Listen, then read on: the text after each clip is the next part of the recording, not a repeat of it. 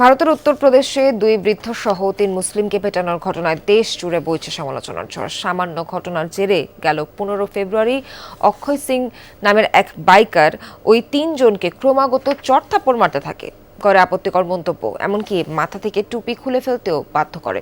এ ঘটনার প্রেক্ষিতে অক্ষয়ের বিরুদ্ধে এফআইআর দায়ের করা হলে তাকে গ্রেফতার করে পুলিশ। জুস রাখতে আমার পছন্দ স্টাইলিশ ও ফুড গ্রেড আরএফএল চক। জুস রাখার জোশ চক। এই নিপীড়ন কেবল ধর্মীয় পরিচয়ের ভিত্তিতে। নির্যাতিত ব্যক্তিদের অপরাধ, তারা মুসলমান। ঘটনা ভারতের উত্তরপ্রদেশের বুদাউন জেলার। কাতার ভিত্তিক সংবাদ মাধ্যম আল জাজিরা জানায়, ১৫ ফেব্রুয়ারি অক্ষয় সিং নামের এক ব্যক্তিকে একটি মুসলমান পাড়ার ঠিকানা জিজ্ঞেস করে ৩ পথচারী। তাদের মাথায় টুপি ও মুখে দাড়ি দেখেই ক্ষিপ্ত হয়ে ওঠে অক্ষয়। মুখে ও পিঠে মারতে থাকে একের পর এক কিল ঘুষি, বাধ্য করে টুপি খুলে ফেলতে, করতে থাকে আপত্তিকর মন্তব্য। ঘটনাটি ধরা পড়ে এক প্রত্যক্ষদর্শীর মোবাইল ক্যামেরায়।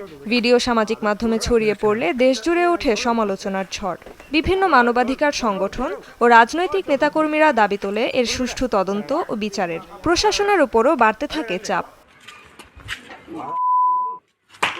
ইসলামনগর থানায় অন্তত ৩টি ধারায় অক্ষয়ের বিরুদ্ধে দায়ের করা হয় অভিযোগ। এরপরই তাকে গ্রেফতার করে পুলিশ।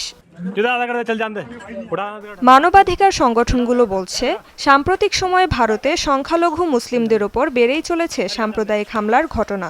প্রধানমন্ত্রী নরেন্দ্র মোদীর ৩য় মেয়াদের প্রথম বছরেই প্রায় ৯৫০ বিদ্বেষমূলক সহিংসতার ঘটনা রেকর্ড করা হয়েছে। রেজওয়ানা সাইমা, যমুনা নিউজ।